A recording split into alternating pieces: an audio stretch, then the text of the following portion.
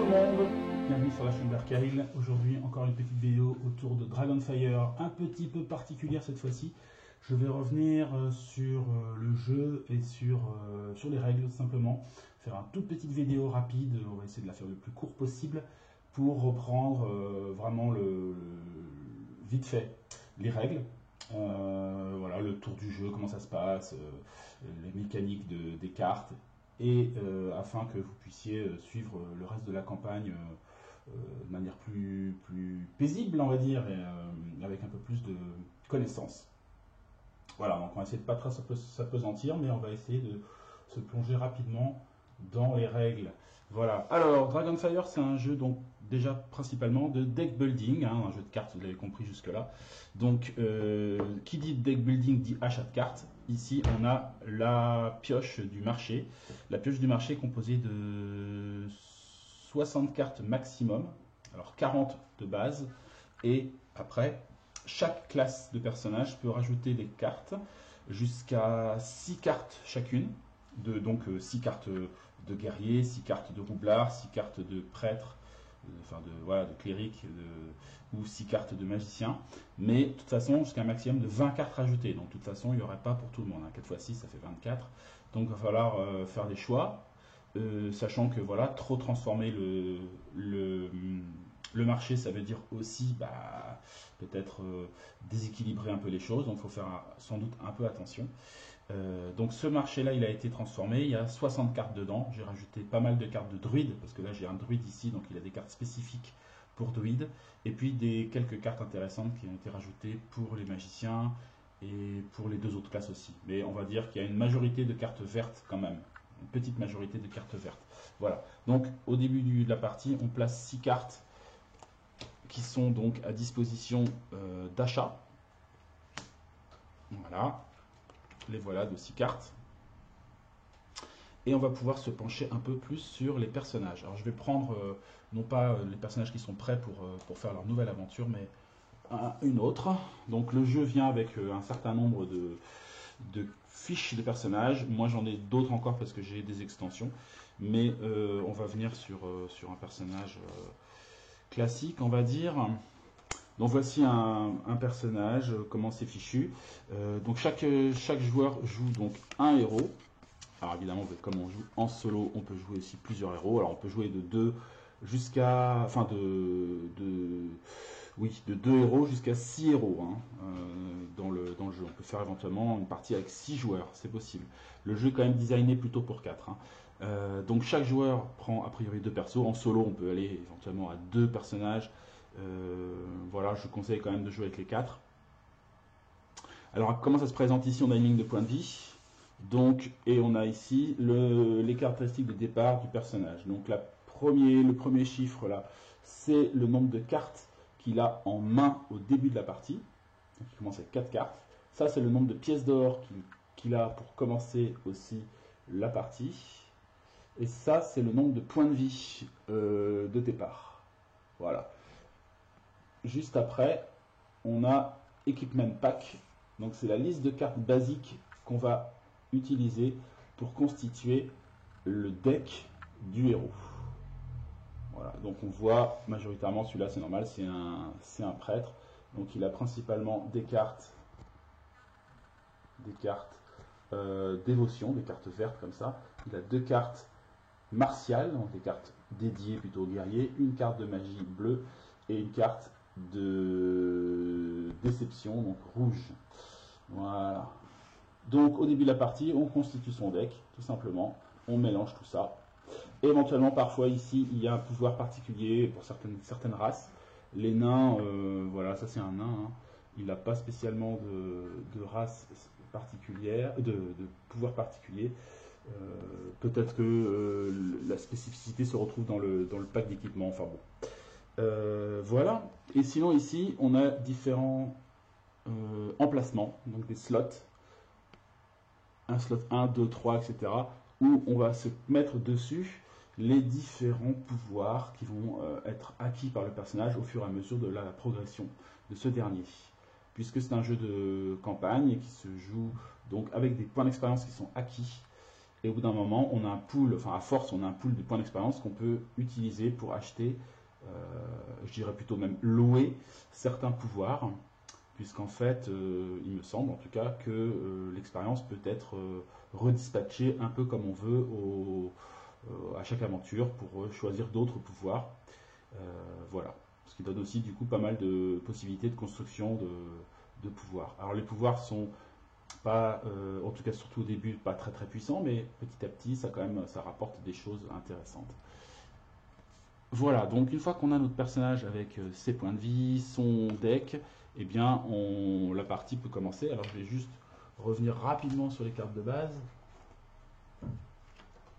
Voilà, le deck de base. Hop, je prends une de chaque. Donc les 4 couleurs se retrouvent donc ici, sur ces cartes de base. Voilà comment ça se passe. Sur une carte, donc on a ici, en haut à gauche, le nombre d'énergie, de combat, de puissance que procure la carte. Voilà. De l'autre côté, on va avoir le coût de la carte. Alors, sachant que les cartes basiques, on les a gratuitement, on n'a pas besoin de les acheter. Et d'ailleurs, on n'a pas le droit d'en mettre, des cartes dites basiques, on n'a pas le droit d'en mettre dans le marché. Alors, elles sont vraiment gardées pour la création du personnage. Et on a après ici le type de carte, donc c'est dévotion, carte type verte, donc plutôt dédiée aux classes druides, prêtres, etc. Et le nom de la carte. Et voilà, évidemment, il n'y a pas autre chose, il y a un petit peu de fluff là, mais il n'y a pas de pouvoir spécifique, c'est une carte vraiment basique. Chaque carte basique rapporte généralement un point, une force de combat. Tac, tac, tac, tac, tac. Voilà. Alors, le but du jeu, c'est de passer différentes rencontres, enfin, différentes scènes plutôt, qu'on va retrouver décrites au sein d'un scénario. Les scénarios, ce sont des fiches comme ça, qui se présentent de manière très simple. Il y a généralement un petit texte de présentation, le setup de l'aventure.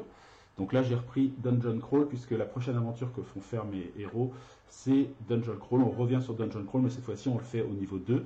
On profite, on vient juste de passer niveau 2 aussi, donc on va se faire la version Dungeon Crawl au niveau 2 pour accumuler d'expérience avant d'attaquer la deuxième mission de la campagne, qui s'appelle Garde du corps. Cette mission-là, de toute façon, je vais la faire hors caméra. On passera, vous verrez directement, vous, la mission Bodyguard. Donc, le setup, ça nous dit le type de deck qu'on va utiliser.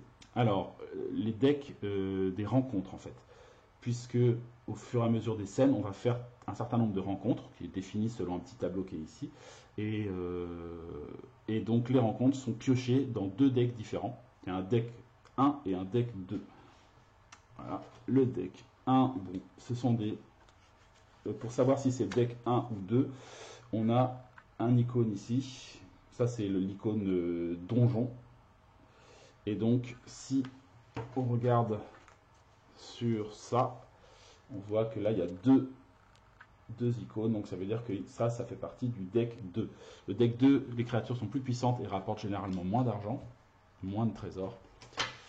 Et elles vont apparaître si on prend trop de temps, en fait, pour vaincre le scénario. Donc, il y a une autre notion qui est importante. Donc vous avez vu, hein, il y a des decks qui comportent différents types de rencontres. On va voir rapidement ce qu'il y a comme rencontre. Et il y a un autre deck qui est très important, c'est le deck de Dragonfire. Donc ça, ce sont les différentes tuiles, principalement ce sont des tuiles qui vont arriver au fur et à mesure que les tours passent. Sachant que le niveau de Dragonfire correspond au nombre de cartes comme ça qui sont dans la défausse. Donc au début du jeu, il n'y a rien dans la défausse généralement, sauf si c'est précisé dans le scénario. Donc on commence avec un niveau de Dragonfire de 0. Voilà. Si on pioche une première carte, celle-là, elle n'est pas mise dans la défausse. Généralement, on la pose au-dessus, pour rappel. Et donc, le texte de la carte s'applique, mais on est encore en niveau Dragonfire de 0. Donc après, il faut voir si la carte s'applique. Alors, je regarde vite fait une carte au hasard. Bon,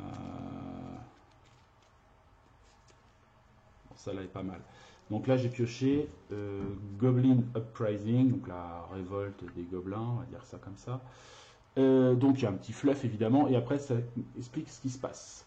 Donc là c'est marqué placer un humanoïde token, donc qui est de couleur martiale, donc il est considéré comme une carte noire, avec sa puissance à côté, la puissance du token, donc il a un point de vie quelque part, et il fait un dégât, et on place devant chaque joueur. Et après ici on regarde, et à chaque fois, sur chaque carte ça va être ça, il va avoir l'icône de la tête du dragon, et sur l'icône de la tête du dragon, à côté il y a un petit chiffre. Donc là, ça s'applique que si le niveau de Dragonfire a atteint au moins 3. Donc là, par exemple, je pioche cette carte-là au début, dès le premier tour, quand c'est niveau Dragonfire 0, eh ben, on n'appliquera pas les 3 suivantes, puisqu'il y en a une c'est 3+, l'autre c'est 6+, l'autre c'est 9+. Voilà. Donc au fur et à mesure, on comprend bien qu'au fur et à mesure que les tours passent, eh ben, les cartes vont avoir de plus en plus d'impact sur le jeu, quoi. Voilà. Alors, par exemple, on installe la première scène. Hein, comme ça, moi, j'aurais déjà fait mon install, comme ça. J'en profite. Hein. Donc, on est à niveau Dragonfire de 1, puisqu'en fait, le scénario n'est plus un scénario de niveau 1, mais un scénario de niveau 2. Donc, la différence, c'est que il commence avec un niveau Dragonfire un peu plus élevé. Donc, je pioche tout de suite une carte. Cette carte-là, je ne la joue pas, elle sert juste pour savoir quel est le niveau de Dragonfire. Donc là, niveau 1. Ça veut dire tout de suite que quand j'installe les premières créatures de ma scène, je vais devoir piocher. La première va être du niveau du deck numéro 2, puisque j'ai un niveau Dragonfire de 1. Si j'avais un niveau Dragonfire de 3, les 3 premières rencontres viendraient du deck 2, et les quatrièmes, etc., les suivantes du deck 1. Donc après, il suffit de regarder sur le scénario chaque scène. Donc scène 1, c'est marqué révéler un nombre de rencontres égal au nombre de joueurs. Donc au nombre de personnages plutôt que de joueurs. Donc là, on a 4 personnages, n'est-ce pas? Donc ce sera 4 rencontres. Le niveau Dragonfire est de 1. Donc la première rencontre que je vais piocher, je la pioche dans le deck numéro 2. Puis après, pour savoir à qui l'attribuer, on regarde tout simplement sa couleur. C'est un monstre dédié aux classes de dévotion. Donc il va s'attaquer au druide. Puis, je vais piocher la deuxième. La deuxième, elle sera du deck 1, puisque je n'ai que 1 de niveau de Dragonfire. Donc la suivante, et là ça déroule, on les enchaîne. Donc là c'est Choke Point, donc ça c'est un lieu. C'est-à-dire, on va voir après à quoi correspondent les lieux. Puis, un Warchief, un Orc Warchief, que je place devant le guerrier. Et le dernier, la quatrième rencontre, ce sont des Swarming Zombies, donc un essaim de zombies, un groupe de zombies, voilà. Donc là, on a bien nos 4 rencontres, comme demandé dans le scénario. Alors, il y a 2 grands types de rencontres. Il y a les rencontres classiques et les rencontres de lieu. Les rencontres de lieu sont un peu particulières. Quand on commence le scénario, tous les héros commencent dans le même environnement, le même environnement d'aventure. Donc, ils fournissent dans le jeu une petite planche comme ça, sur laquelle on peut placer les petits tokens qui représentent les différentes classes de héros. Donc là, on a bien un vert, un rouge, un bleu et un noir. C'est-à-dire qu'on commence tous dans le même environnement. Ça veut dire quoi? Ça veut dire que quand on a des rencontres, par exemple, imaginons il n'y a pas de lieu. Là, on est tous dans le même environnement. Donc, quand c'est le tour du guerrier, je peux attaquer lui, je peux attaquer qui je veux, puisqu'on est dans le même lieu. Maintenant, si j'ai un lieu, et c'est le cas, et bien en fait, le magicien, lui, il se retrouve dans ce lieu, le choke point, donc une espèce d'endroit un peu rétréci et un peu galère. Donc je place son token ici, les autres tokens des héros restent ensemble.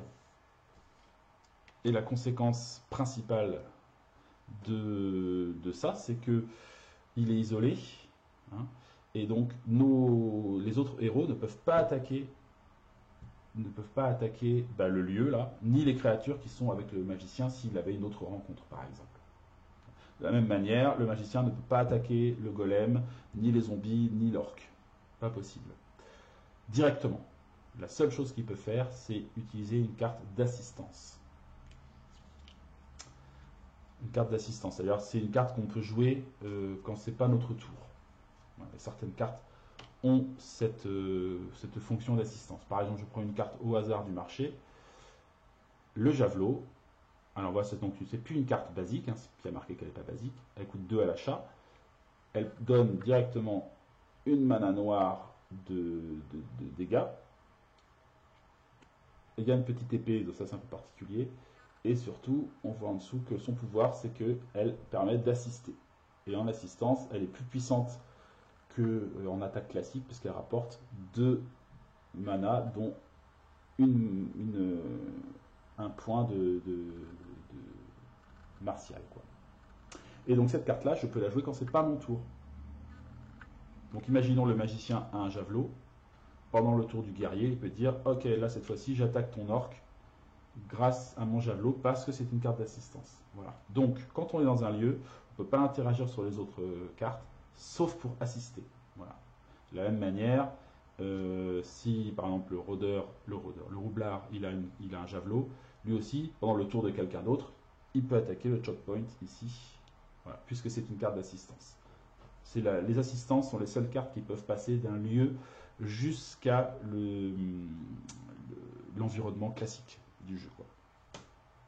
Et si éventuellement on a 2 lieux, alors imaginons que ça c'est un autre lieu, et donc on a notre guerrier qui est coincé sur un autre lieu, et bien là entre ces 2 lieux-là, ils sont tellement éloignés l'un de l'autre que là ils peuvent faire aucune interaction. Voilà. Ni attaquer directement, ni même assister. Voilà. Par contre, chacun peut assister les personnes qui restent sur l'environnement général. Voilà. Voilà pour les lieux. Après, chaque carte de rencontre a ses pouvoirs spécifiques. Je ne vais pas rentrer dans les détails, mais on va aller dans on va dire le truc classique, en fait, le design classique de la carte. On a ici le nombre de pièces d'or que va rapporter la créature une fois qu'elle est vaincue. Donc il va se partager entre les différents personnages. On a ici le type de créature, ça peut servir c'est un démo-clé, quoi, ça peut servir sur certains pouvoirs. On a les conséquences, les pouvoirs qui